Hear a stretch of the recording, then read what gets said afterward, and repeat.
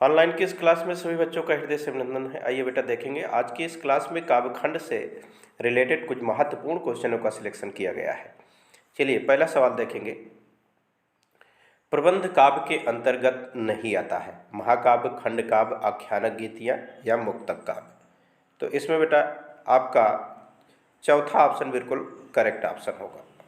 चलिए नेक्स्ट सवाल की ओर आगे बढ़ेंगे। अगला सवाल है कि इनमें से महाकाव्य है पद्मावत, श्री रामचरितमानस, साकेत या ये सभी। तो बिल्कुल ये तीनों रचनाएं महाकाव्य है बेटा, ध्यान देंगे। पद्मावत, श्री रामचरितमानस, साकेत। पद्मावत जायसी की रचना है, ध्यान देंगे। और श्री रामचरितमानस गोस्वामी तुलसीदास की रचना है। साकेत मैथिली शरण गुप्त की। ये तीनों रचनाएं महत्वपूर्ण हैं, ध्यान देंगे। चलिए अगला सवाल देखेंगे। महाकाव्य में कम से कम कितने सर्ग होते हैं? तो महाकाव्य में कम से कम बेटा 8 सर्ग होने चाहिए। पहला ऑप्शन यहाँ पर बिल्कुल राइट आंसर है। कितने सर्ग होना चाहिए? 8 सर्ग होना चाहिए। चलिए नेक्स्ट सवाल पर देखेंगे। खंड काव्य नहीं है नहुस, उर्वशी, पंचवटी या हल्दी घाटी। तो यहाँ पर खंड काव्य नहुस ये नहीं है, ये नाटक है। नहुस क्या है, कौन सी विधा है? नाटक है। चलिए अगला सवाल देखेंगे। रासो ग्रंथ की भाषा होती है। रासो ग्रंथ की भाषा क्या होती है? ब्रज, अवधि, डिंगल या खड़ी बोली। तो डिंगल भाषा होती है। रासो ग्रंथ की भाषा क्या होती है बेटा? डिंगल, ध्यान देंगे। चलिए नेक्स्ट सवाल की ओर आगे बढ़ेंगे। अगला सवाल है कि खुमार रासों के रचयिता, खुमार रासों के रचयिता कौन है? तो दलपत विजय, तीसरा ऑप्शन यहाँ पर आपका बिल्कुल करेक्ट है। चलिए अगला सवाल देखेंगे। अगला सवाल है पृथ्वी राज रासो का रचना काल किस में है? प्रगति काल में है कि भक्ति काल में कि आदि काल में कि रीत काल में? तो पृथ्वी राज रासो आदिकाल की रचना है और ये हिंदी की प्रथम महाकाव्य, हिंदी का प्रथम महाकाव्य माना जाता है। और चंद बरदाई इसके लेखक हैं, ध्यान देंगे। ये भी बातें बहुत महत्वपूर्ण हैं कि हिंदी का पहला महाकाव्य कौन सा होता है, कौन सा माना गया है? पृथ्वीराज रासो किसकी रचना है? चंद बरदाई की, ठीक है। चलिए नेक्स्ट सवाल की ओर आगे बढ़ेंगे बेटा। पृथ्वीराज रासो के रचना काल, देखिए ये सवाल आ ही गया। पृथ्वीराज रासो की रचना किसकी है? तो चंद बरदाई की, ठीक है। चलिए नेक्स्ट सवाल की ओर आगे बढ़ेंगे। अगला सवाल है कि वीर गीत काव्य में सबसे ज़्यादा प्रसिद्ध लोकप्रिय काव्य कौन है? तो आप जानते हैं कि आल्हा खंड, नाम सुने होंगे।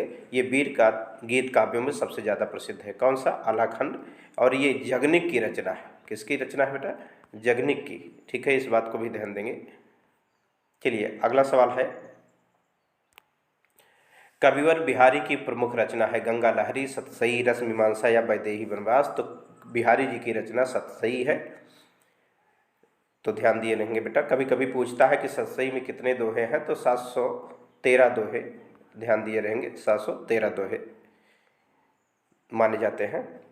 चलिए नेक्स्ट सवाल की ओर आगे बढ़ेंगे। अगला सवाल है रीत काल का दूसरा नाम है। रीत काल का दूसरा नाम क्या है? श्रृंगार काल, भक्ति काल, व्याकरण काल या काव्यशास्त्र। तो रीत काल का दूसरा नाम है श्रृंगार काल, ध्यान दिए बेटा। चलिए नेक्स्ट सवाल की ओर आगे बढ़ेंगे। अगला सवाल है कि निम्नलिखित में से कौन सा कवि सगुण भक्ति धारा से संबंधित नहीं है? सूरदास, तुलसीदास, मीराबाई की जायसी। तो सूरदास भी सगुण भक्त के शाखा के कवि हैं, तुलसीदास भी है, मीराबाई भी हैं। तो जायसी जी नहीं है। इसमें पूछ रहा है कौन नहीं है सगुण धारा के, तो जायसी बिल्कुल नहीं है। ये प्रेम मार्गी शाखा के अंतर्गत जाने जाते हैं जायसी जी, ध्यान देंगे। चलिए सवाल नंबर 13 पर ध्यान देंगे। सवाल नंबर 13 है निम्नलिखित में भक्ति काल का महाकाव्य कौन सा है? भक्ति काल का महाकाव्य कौन सा है? साकेत, श्री रामचरितमानस, कामायनी की पृथ्वीराज रासो। तो श्री रामचरितमानस ये गोस्वामी तुलसीदास का है, ये भक्ति काल का महाकाव्य है। अगला सवाल देखेंगे। भक्ति काल की रचना है साकेत, विनय पत्रिका, लहर की प्रेम माधुरी। तो भक्ति काल की कौन सी रचना है? ध्यान देंगे बेटा। तो भक्ति काल की इसमें विनय पत्रिका गोस्वामी तुलसीदास की रचना है। नेक्स्ट सवाल देखेंगे।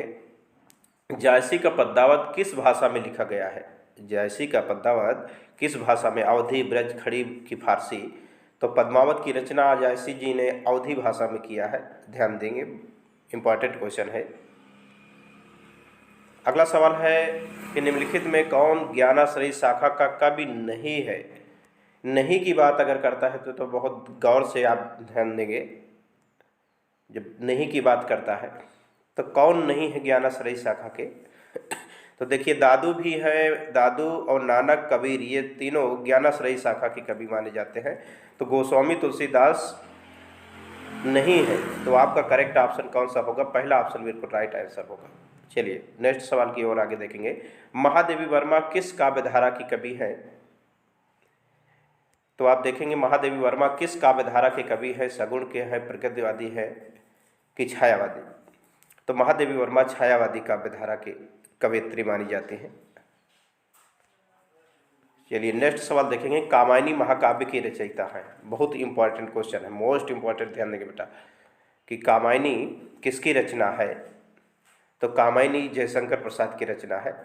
छायावाद के प्रवर्तक जयशंकर प्रसाद की रचना कामायनी मानी जाती है। और इसमें 15 सर्ग है बेटा, कभी कभी सर्ग भी पूछ लेता है। कामायनी में कितने सर्ग हैं? 15 सर्ग हैं। चलिए नेक्स्ट सवाल देखेंगे।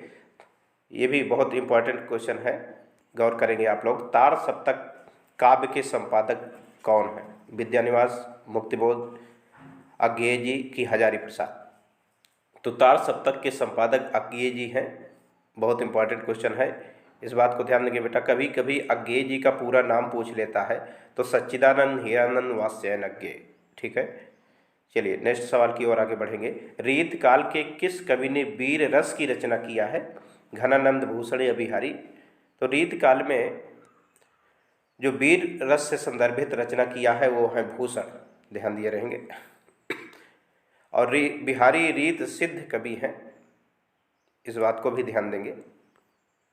अगला सवाल है आधुनिक युग की मीरा किसे कहा गया है?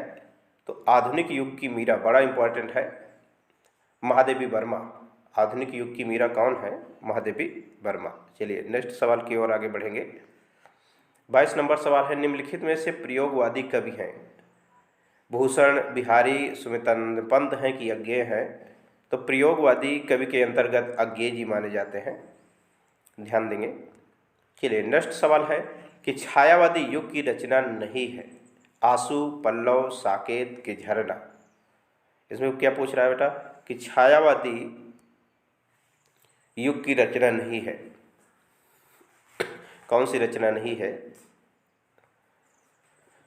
तो आंसू, पल्लव, झरना कौन सी रचना नहीं है इसमें छायावादी?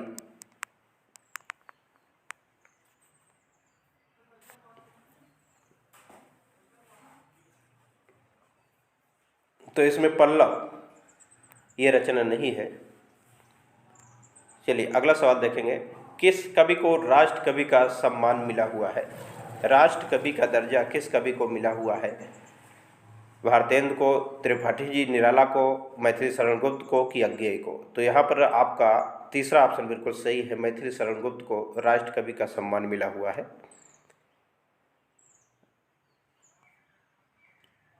एक क्वेश्चन गायब हुआ बेटा, क्रम चेंज हो चुका है। प्रगतिवादी कवि नहीं है, कह रहा है कि इसमें से कौन प्रगतिवादी कवि नहीं है?